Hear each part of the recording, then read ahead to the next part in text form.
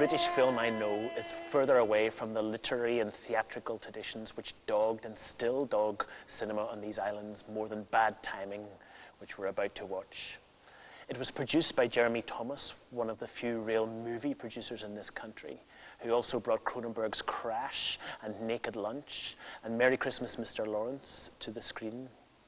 It stars Theresa Russell in her first lead role at the age of 23. Harvey Keitel as the investigator Nettusel, cast just 1 week before filming. And Art Garfunkel as the almost necrophiliac, like James Stewart's character Scotty in Vertigo. It's as if Garfunkel hated so much his Simon Garfunkel hyper-melodic image that he decided in this character Alex to drop an atom bomb on it. The film was directed by Nicolas Roeg, the former cinematographer who shot Truffaut's Fahrenheit 451, which was shown in last year's Moviedrome, and the train explosion sequence in that long, tedious film, Lawrence of Arabia. Roeg soon became Theresa Russell's husband. As a young man, Roeg saw a film being dubbed into French and loved the way the action would go forward and back, until the actor got the timing right. He says that this made him think of cinema as a kind of time machine, and it seems to have drawn his attention to the pleasures of fragmented bits of action, of moments intensified by repetition. So it is with this incredible film we're about to watch, which is like a Douglas Sirk melodrama attacked by Edward Scissorhands. It's 2 hours of intense moments in the lives of Garfunkel, Russell, with whom he's obsessed, her probable husband, Denham Elliott, and Keitel's detective, who's trying to find out why Russell has committed suicide. Dr. Linden, will you be coming back here or going home? After the cigarettes. I thought I was free to do it, whatever I like. Absolutely. It's just to know where. Later on, to give you any news if necessary. All Roeg's films before Bad Timing, some of the most daring ever made in this country, seem to say the same thing. The experience of being alive at any moment is a kind of dazzling implosion of everything we've experienced and everything we might experience.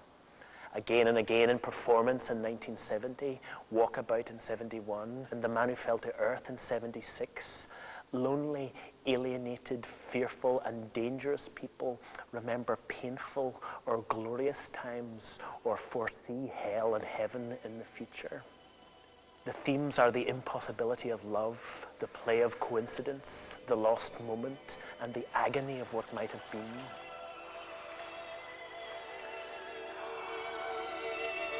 Roeg's fragmented, associative way of making movies means that the final results can be confusing, and if this is your first time watching Bad Timing, you might at first find it hard to piece together. Why, for example, do Garfunkel and Keitel have the same picture on their walls? Why all those close-ups of brooches and cigarettes and objects? Why the river at the end?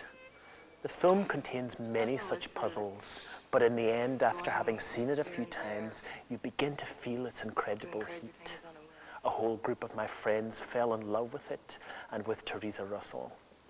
Before we'd properly had love affairs ourselves, it warned us of how brutally such experiences could affect us, how we, especially the men, could behave like monsters within them. Hopefully you've never suffered as Russell's character suffers in the next 2 hours. Hopefully you're not as dangerous as Garfunkel, as attracted to his danger as Keitel. If you're anything like me, you'll watch this film again and again, year after year. You'll get to the stage that, wherever you are in the world, in your life, when you hear Tom Waits's Invitation to the Blues from the film's beginning, or think of its extraordinary ending, you'll freeze as if someone has walked over your grave. Bad Timing can do that to you.